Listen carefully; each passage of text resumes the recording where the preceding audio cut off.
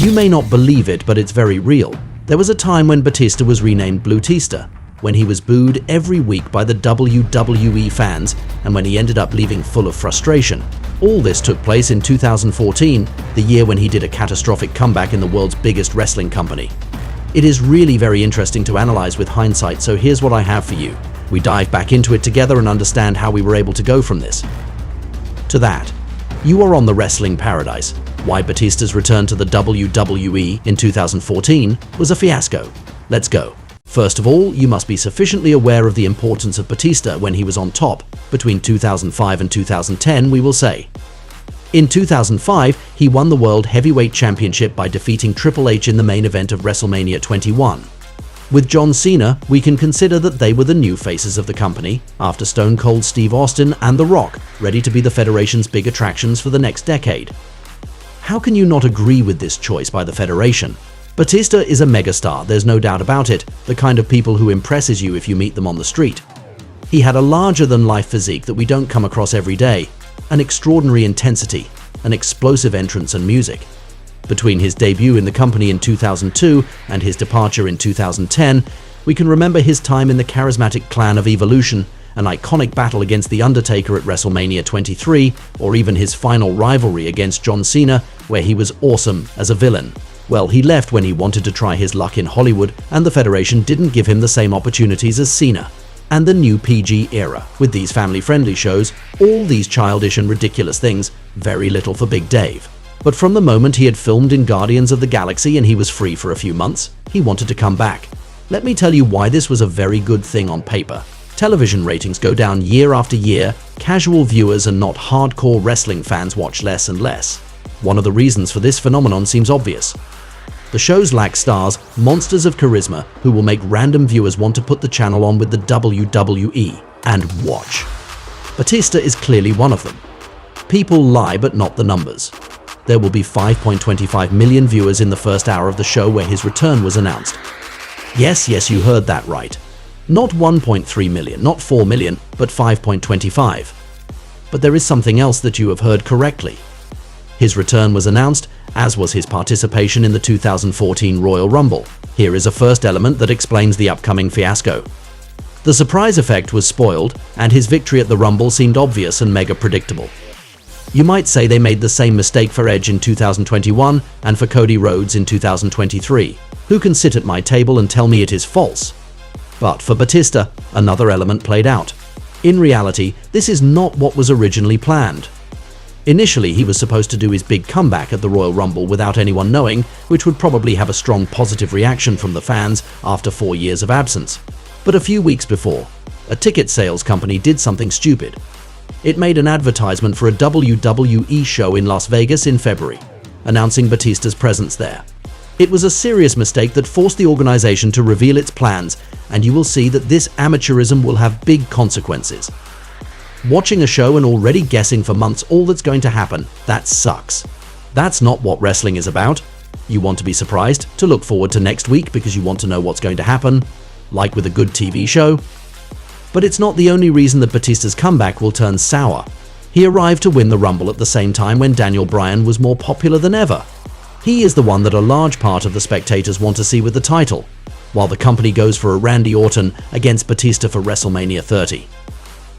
By the way, we can point out a tweet that the Animal did at that time in response to Alberto Del Rio, with whom he had a filling rivalry while waiting for Randy Orton to be available.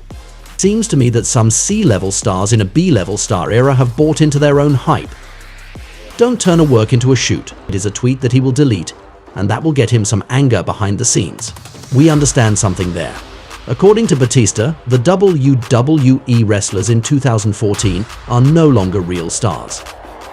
We also think about what Stephanie McMahon said to Daniel Bryan a few months before. Not everyone can be WWE Championship material. You are a B+.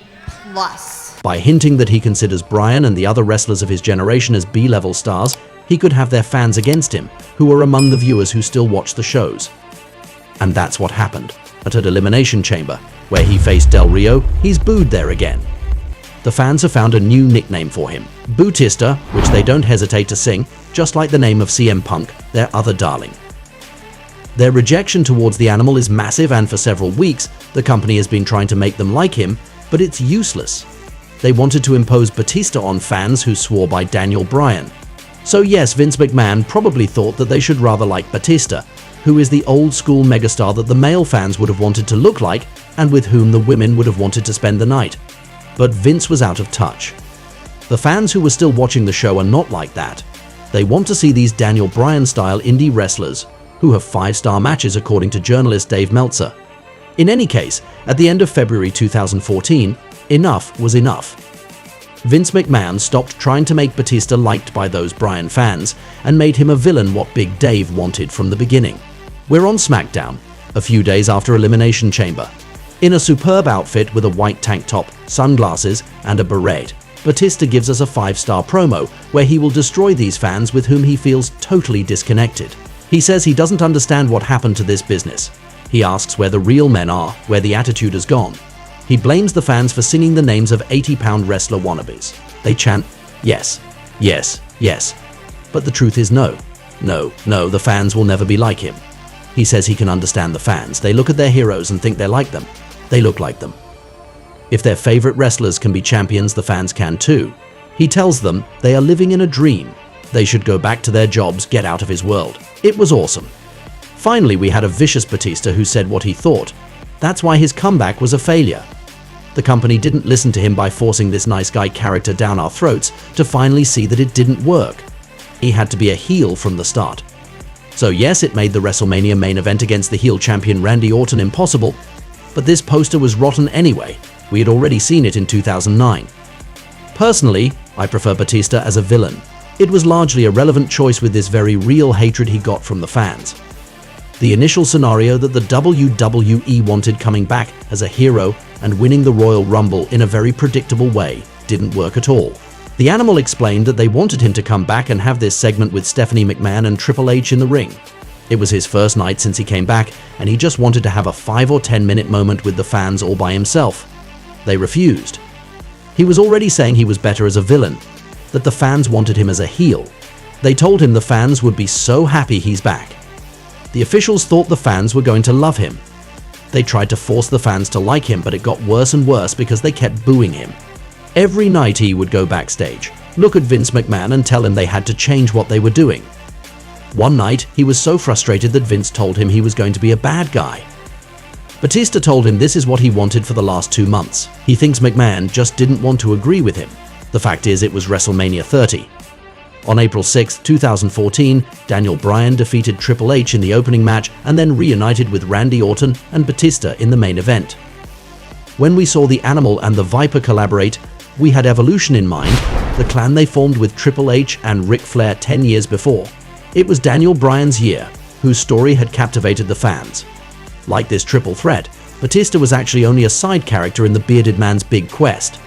This hatred of the fans towards the Animal since his Royal Rumble victory at least generated even more enthusiasm for Bryan and the showcase of the Immortals. Everything will end with a yes lock on Batista, who will give up to offer the victory to Daniel. Seeing this and taking an external look, we can only congratulate Big Dave for this moment. He accepted to lose in the most humiliating way possible in the most important match of the year to help the darling of the fans. Batista said they needed a hero, and Daniel Bryan was the biggest hero in the company. Dave knew it would be great. He thought it is so much better when the fans have an emotional investment. They were so emotionally invested in Daniel Bryan, and they were so deep in their hatred for Batista that he knew it would be great. You can see it clearly. If Batista's return was a failure, it is because he suffered the popularity of Daniel Bryan and that the company only adapted to the situation 1 month before WrestleMania 30. There is one last reason that explains this disaster in my eyes, having switched to a rivalry between Evolution and The Shield after WrestleMania 30. So of course they had some good matches, especially at Payback, and it was cool to see Triple H, Randy Orton and Batista together like in the good old days. But can you imagine how much more interesting it would have been to do Batista against Daniel Bryan one-on-one at Extreme Rules? The Hollywood star as a big bad guy against the darling of the wrestling fans. But when Batista claims that title shot from Triple H after Payback and he doesn't get it, he'll have enough. In a scene that has become iconic, he leaves the Federation again 4 years later. So yes, Daniel Bryan was injured at that time and had to vacate his title, all that for that, by the way. But considering that John Cena was going to be champion at that time while waiting for Brock Lesnar to return from vacation, doing Cena against Batista just before the animal left for Hollywood could have been nice. Taking a step back on this period, Batista will declare it was a horrible experience. He would have so much preferred to be the guy the fans wanted him to be when he was there. He thinks he took a lot of negativity that he didn't deserve in this situation. Another very surprising element that frustrated him is that he had spoken with the rapper RZA of the Wu-Tang Clan, a friend of his, and that he had agreed to add lyrics to his theme song for free. But WWE didn't want to do it. His music could have been refreshed to differentiate him even more from the past, but the company refused to listen to him just like they didn't for weeks when he was asking to play a villain. Here is the big lesson behind the fiasco of Batista's return in 2014. You have to be flexible, refresh your vision of things when it is disconnected from reality, adapt and succeed. So deal with it! Now you know why I think Batista's comeback went wrong in 2014. Come and give your opinion in the comments if you liked him, or if on the contrary he traumatized you, if your perception of this situation may have evolved. In any case, the whole idea is to talk about it together, to exchange our opinions with respect, of course. We're here to share our passion, and that's the most important thing. We can say that Batista's 2014 return was crazy. I hope you had a good time watching this video, and I invite you to stay on the Paradise of Wrestling to look at some other ones. See you right away. And that's the bottom line, 'cause Stone Cold said so. What?